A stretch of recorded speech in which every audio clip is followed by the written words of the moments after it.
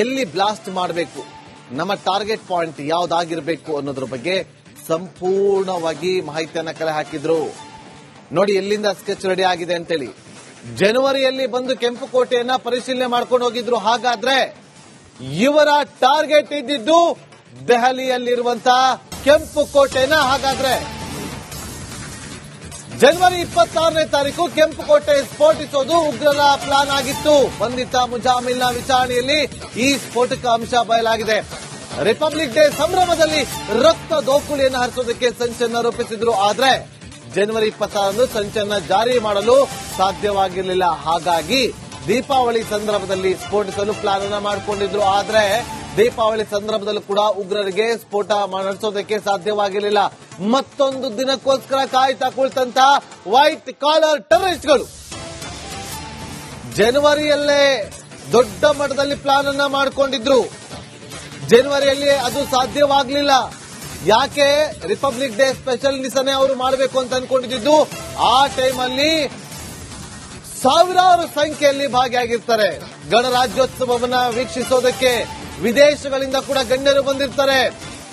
ರಕ್ತ ಸಿಕ್ತವನ್ನ ಮಾಡೋದಕ್ಕೆ ಕೆಂಪುಕೋಟೆ ಸುತ್ತಮುತ್ತಲೂ ಕೂಡ ಪ್ಲಾನಿಂಗ್ ಅನ್ನ ಮಾಡಿಕೊಂಡಿದ್ರು. ಈ ಇಬ್ಬರು ಕೂಡ ನಮ್ಮ ಸ್ಕ್ರೀನ್ ಮೇಲೆ ನೋಡ್ತಾ ಇದ್ರಲ್ಲ, ಈ ಇಬ್ಬರು ಫೋಟೋಗಳು ಡಾಕ್ಟರ್ ಉಮರ್ ಮತ್ತೆ ಡಾಕ್ಟರ್ ಮುಜಾಮಿಲ್. ಈ ಇಬ್ಬರು ಕೂಡ ಜನವರಿಯಲ್ಲಿ ಬಂದು ಕೆಂಪುಕೋಟೆ ಸುತ್ತಮುತ್ತ ಪರಿಶೀಲನೆ ಮಾಡಿ ಆ ನಂತರ ಜನವರಿ 26 ಗಣರಾಜ್ಯೋತ್ಸವದ ದಿನದಂದು ಸ್ಫೋಟವನ್ನ ನಡೆಸೋದಕ್ಕೆ ಪ್ಲಾನಿಂಗ್ ಅನ್ನ ಮಾಡಿಕೊಂಡಿದ್ರು. ಆದ್ರೆ ಅದು ಸಾಧ್ಯವಾಗಿರಲಿಲ್ಲ. ಅದಾದ ನಂತರ ದೀಪಾವಳಿ ಹಬ್ಬಕ್ಕೆ ಪ್ಲಾನ್ ಮಾಡ್ಕೊಳ್ತಾರೆ. ಆಗ್ಲೂ ಫೇಲ್ಯೂರ್ ಆಗಿತ್ತು. ಹಾಗಾದ್ರೆ ಮುಂದೆ ಏನ್ ಪ್ಲಾನ್ ಇತ್ತು ಅವ್ರದ್ದು? ಈಗ ತನಿಖೆ ನಡೀತಾ ಇದೆ. ಡಾಕ್ಟರ್ ಮುಜಾಮಿಲ್ ಅನ್ನ ಹೆಚ್ಚುವರಿಯಾಗಿ ವಿಚಾರಣೆಗಳು ಪಡಿಸಿದಾಗ ಎಲ್ಲ ಅಚ್ಚರಿ ಅಂಶಗಳು ಬಯಲಿಗೆ ಬಂದಿದೆ. ಮತ್ತಷ್ಟು ಮಾಹಿತಿಯನ್ನ ಕೊಡೋದಕ್ಕೆ ನನ್ನ ಸಹೋದರಿ ರಂಜಿತ್ ಶಿರಿಯಾರ್ ನೇರ ಸಂಪರ್ಕದಲ್ಲಿ ಜಾಯ್ನ್ ಆಗಿದ್ದಾರೆ. ರಂಜಿತ್, ಜನವರಿ 26 ಗಣರಾಜ್ಯೋತ್ಸವದ ದಿನದಂದೇ ಸ್ಫೋಟಿಸೋದಕ್ಕೆ ಪ್ಲಾನಿಂಗ್ ಅನ್ನ ಮಾಡ್ಕೊಂಡಿದ್ರು, ಆಗ್ಲಿಲ್ಲ. ದೀಪಾವಳಿ ಹಬ್ಬಕ್ಕೆ ಪ್ಲಾನ್ ಮಾಡ್ಕೊಂಡಿದ್ರು, ಅದು ಫೇಲ್ಯೂರ್ ಆಯ್ತು. ಆದ್ರೆ ಮುಂದೆ ಏನ್ ಪ್ಲಾನ್ ಆಗಿತ್ತು ಅವ್ರದ್ದು?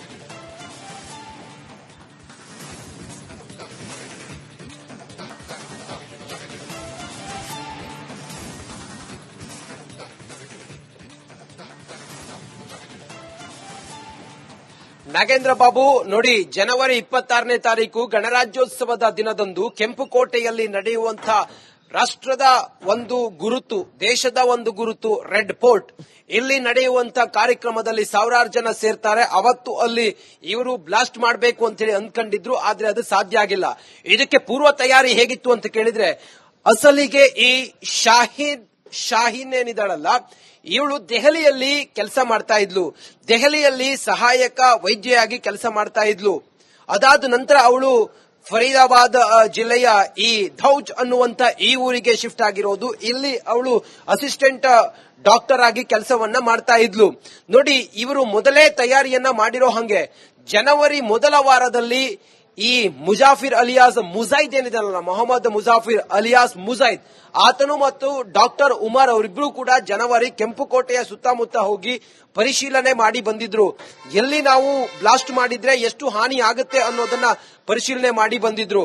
ನೋಡಿ, ಅವರ ಲೆಕ್ಕಾಚಾರ ಹೆಂಗಿತ್ತು ಅಂತ ಕೇಳಿದ್ರೆ, ಈ ಅಲ್ ಫಲಾಹ್ ಯೂನಿವರ್ಸಿಟಿಯ ಲ್ಯಾಬ್ನಲ್ಲಿ ಎಲ್ಲವನ್ನು ಕೂಡ ತಯಾರಿ ಮಾಡಿಕೊಂಡು ಅಲ್ಲಿ ಹೋಗಿ ಒಂದು ಜನ ಸೇರುವಂತ ಜಾಗದಲ್ಲಿ ಹೋಗಿ ಬ್ಲಾಸ್ಟ್ ಮಾಡೋದು ಇವರ ಉದ್ದೇಶವಾಗಿತ್ತು.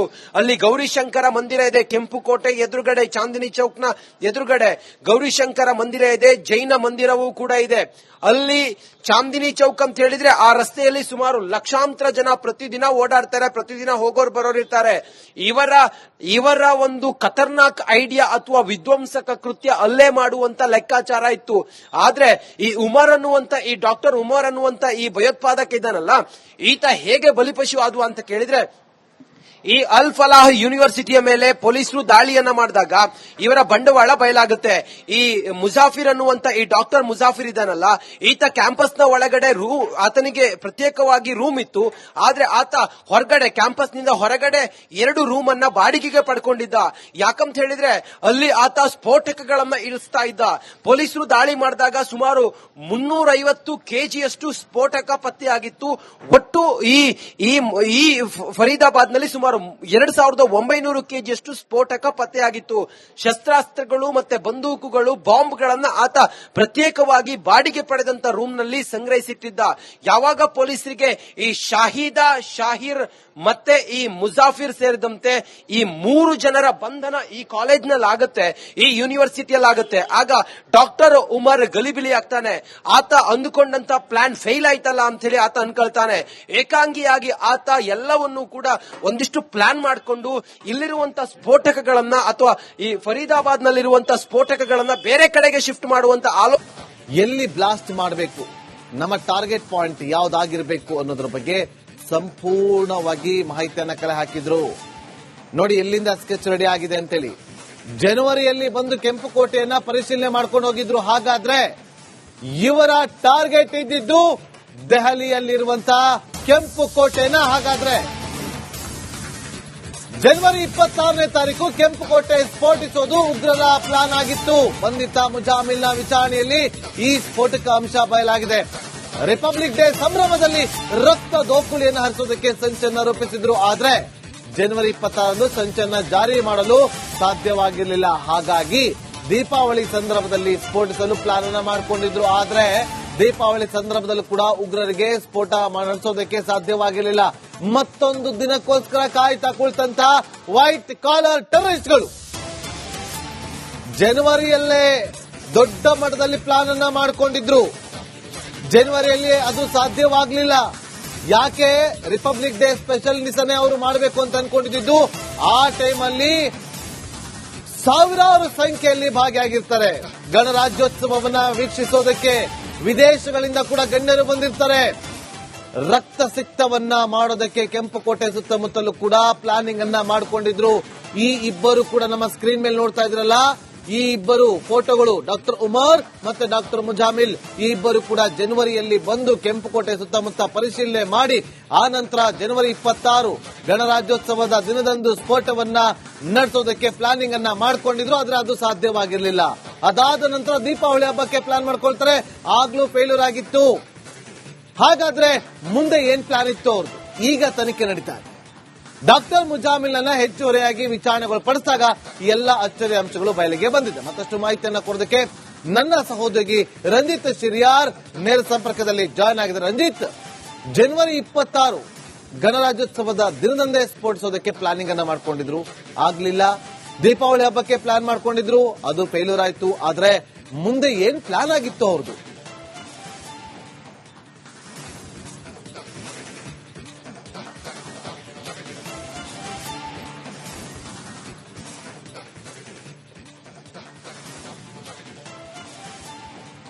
ನಾಗೇಂದ್ರ ಬಾಬು, ನೋಡಿ ಜನವರಿ 26ನೇ ತಾರೀಕು ಗಣರಾಜ್ಯೋತ್ಸವದ ದಿನದಂದು ಕೆಂಪುಕೋಟೆಯಲ್ಲಿ ನಡೆಯುವಂತಹ ರಾಷ್ಟ್ರದ ಒಂದು ಗುರುತು, ದೇಶದ ಒಂದು ಗುರುತು ರೆಡ್ ಫೋರ್ಟ್, ಇಲ್ಲಿ ನಡೆಯುವಂತ ಕಾರ್ಯಕ್ರಮದಲ್ಲಿ ಸಾವಿರಾರು ಜನ ಸೇರ್ತಾರೆ. ಅವತ್ತು ಅಲ್ಲಿ ಇವರು ಬ್ಲಾಸ್ಟ್ ಮಾಡಬೇಕು ಅಂತೇಳಿ ಅಂದ್ಕೊಂಡಿದ್ರು, ಆದ್ರೆ ಅದು ಸಾಧ್ಯ ಆಗಿಲ್ಲ.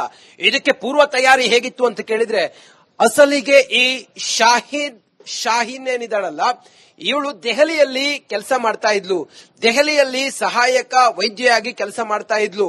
ಅದಾದ ನಂತರ ಅವಳು ಫರೀದಾಬಾದ್ ಜಿಲ್ಲೆಯ ಈ ಧೌಜ್ ಅನ್ನುವಂತ ಈ ಊರಿಗೆ ಶಿಫ್ಟ್ ಆಗಿರೋದು. ಇಲ್ಲಿ ಅವಳು ಅಸಿಸ್ಟೆಂಟ್ ಡಾಕ್ಟರ್ ಆಗಿ ಕೆಲಸವನ್ನ ಮಾಡ್ತಾ ಇದ್ಲು. ನೋಡಿ, ಇವರು ಮೊದಲೇ ತಯಾರಿಯನ್ನ ಮಾಡಿರೋ ಹಂಗೆ ಜನವರಿ ಮೊದಲ ವಾರದಲ್ಲಿ ಈ ಮುಜಾಫಿರ್ ಅಲಿಯಾಸ್ ಮುಜೈದ್ ಏನಿದಾನಲ್ಲ, ಮೊಹಮ್ಮದ್ ಮುಜಾಫಿರ್ ಅಲಿಯಾಸ್ ಮುಜೈದ್, ಆತನು ಮತ್ತು ಡಾಕ್ಟರ್ ಉಮರ್ ಅವರಿಬ್ರು ಕೂಡ ಜನವರಿ ಕೆಂಪುಕೋಟೆಯ ಸುತ್ತಮುತ್ತ ಹೋಗಿ ಪರಿಶೀಲನೆ ಮಾಡಿ ಬಂದಿದ್ರು. ಎಲ್ಲಿ ನಾವು ಬ್ಲಾಸ್ಟ್ ಮಾಡಿದ್ರೆ ಎಷ್ಟು ಹಾನಿ ಆಗುತ್ತೆ ಅನ್ನೋದನ್ನ ಪರಿಶೀಲನೆ ಮಾಡಿ ಬಂದಿದ್ರು. ನೋಡಿ, ಅವರ ಲೆಕ್ಕಾಚಾರ ಹೆಂಗಿತ್ತು ಅಂತ ಕೇಳಿದ್ರೆ, ಈ ಅಲ್ ಫಲಾಹ್ ಯೂನಿವರ್ಸಿಟಿಯ ಲ್ಯಾಬ್ ನಲ್ಲಿ ಎಲ್ಲವನ್ನು ಕೂಡ ತಯಾರಿ ಮಾಡಿಕೊಂಡು ಅಲ್ಲಿ ಹೋಗಿ ಒಂದು ಜನ ಸೇರುವಂತ ಜಾಗದಲ್ಲಿ ಹೋಗಿ ಬ್ಲಾಸ್ಟ್ ಮಾಡೋದು ಇವರ ಉದ್ದೇಶವಾಗಿತ್ತು. ಅಲ್ಲಿ ಗೌರಿಶಂಕರ ಮಂದಿರ ಇದೆ, ಕೆಂಪುಕೋಟೆ ಎದುರುಗಡೆ, ಚಾಂದಿನಿ ಚೌಕ್ನ ಎದುರುಗಡೆ ಗೌರಿಶಂಕರ ಮಂದಿರ ಇದೆ, ಜೈನ ಮಂದಿರವೂ ಕೂಡ ಇದೆ. ಅಲ್ಲಿ ಚಾಂದಿನಿ ಚೌಕ್ ಅಂತ ಹೇಳಿದ್ರೆ ಆ ರಸ್ತೆಯಲ್ಲಿ ಸುಮಾರು ಲಕ್ಷಾಂತರ ಜನ ಪ್ರತಿದಿನ ಓಡಾಡ್ತಾರೆ, ಪ್ರತಿದಿನ ಹೋಗೋರು ಬರೋರು ಇರ್ತಾರೆ. ಇವರ ಒಂದು ಖತರ್ನಾಕ್ ಐಡಿಯಾ ಅಥವಾ ವಿಧ್ವಂಸಕ ಕೃತ್ಯ ಅಲ್ಲೇ ಮಾಡುವಂತ ಲೆಕ್ಕಾಚಾರ ಇತ್ತು. ಆದ್ರೆ ಈ ಉಮರ್ ಅನ್ನುವಂತ ಈ ಡಾಕ್ಟರ್ ಉಮರ್ ಅನ್ನುವಂತ ಈ ಭಯೋತ್ಪಾದಕ ಇದ್ದಾನಲ್ಲ, ಈತ ಹೇಗೆ ಬಲಿಪಶು ಆದ್ವ ಅಂತ ಕೇಳಿದ್ರೆ, ಈ ಅಲ್ ಫಲಾಹ್ ಯೂನಿವರ್ಸಿಟಿಯ ಮೇಲೆ ಪೊಲೀಸರು ದಾಳಿಯನ್ನ ಮಾಡಿದಾಗ ಇವರ ಬಂಡವಾಳ ಬಯಲಾಗುತ್ತೆ. ಈ ಮುಜಾಫಿರ್ ಅನ್ನುವಂತ ಈ ಡಾಕ್ಟರ್ ಮುಜಾಫಿರ್ ಇದಾನಲ್ಲ, ಈತ ಕ್ಯಾಂಪಸ್ ನ ಒಳಗಡೆ ಆತನಿಗೆ ಪ್ರತ್ಯೇಕವಾಗಿ ರೂಮ್ ಇತ್ತು. ಆದ್ರೆ ಆತ ಹೊರಗಡೆ ಕ್ಯಾಂಪಸ್ ನಿಂದ ಹೊರಗಡೆ 2 ರೂಮ್ ಅನ್ನ ಬಾಡಿಗೆಗೆ ಪಡ್ಕೊಂಡಿದ್ದ. ಯಾಕಂತ ಹೇಳಿದ್ರೆ ಅಲ್ಲಿ ಆತ ಸ್ಫೋಟಕಗಳನ್ನ ಇಳಿಸ್ತಾ ಇದ್ದ. ಪೊಲೀಸರು ದಾಳಿ ಮಾಡಿದಾಗ ಸುಮಾರು 350 ಕೆಜಿಯಷ್ಟು ಸ್ಫೋಟಕ ಪತ್ತೆಯಾಗಿತ್ತು. ಒಟ್ಟು ಈ ಫರೀದಾಬಾದ್ ನಲ್ಲಿ ಸುಮಾರು 2900 ಕೆಜಿಯಷ್ಟು ಸ್ಫೋಟಕ ಪತ್ತೆಯಾಗಿತ್ತು. ಶಸ್ತ್ರಾಸ್ತ್ರಗಳು ಮತ್ತೆ ಬಂದೂಕುಗಳು, ಬಾಂಬ್ಗಳನ್ನ ಆತ ಪ್ರತ್ಯೇಕವಾಗಿ ಬಾಡಿಗೆ ಪಡೆದಂತ ರೂಮ್ ನಲ್ಲಿ ಸಂಗ್ರಹಿಸಿಟ್ಟಿದ್ದ. ಯಾವಾಗ ಪೊಲೀಸರಿಗೆ ಈ ಶಾಹಿರ್ ಮತ್ತೆ ಈ ಮುಜಾಫಿರ್ ಸೇರಿದಂತೆ ಈ 3 ಜನರ ಬಂಧನ ಈ ಕಾಲೇಜ್ನಲ್ಲಿ ಆಗುತ್ತೆ, ಈ ಯೂನಿವರ್ಸಿಟಿಯಲ್ಲಿ ಆಗುತ್ತೆ, ಆಗ ಡಾಕ್ಟರ್ ಉಮರ್ ಗಲಿಬಿಲಿ ಆಗ್ತಾನೆ. ಆತ ಅಂದುಕೊಂಡಂತ ಪ್ಲಾನ್ ಫೇಲ್ ಆಯ್ತಲ್ಲ ಅಂತ ಹೇಳಿ ಆತ ಅನ್ಕೊಳ್ತಾನೆ. ಏಕಾಂಗಿಯಾಗಿ ಆತ ಎಲ್ಲವನ್ನೂ ಕೂಡ ಒಂದಿಷ್ಟು ಪ್ಲಾನ್ ಮಾಡಿಕೊಂಡು ಇಲ್ಲಿರುವಂತಹ ಸ್ಫೋಟಕಗಳನ್ನ ಅಥವಾ ಈ ಫರೀದಾಬಾದ್ ನಲ್ಲಿರುವಂತಹ ಸ್ಫೋಟಕಗಳನ್ನ ಬೇರೆ ಕಡೆಗೆ ಶಿಫ್ಟ್ ಮಾಡುವಂತ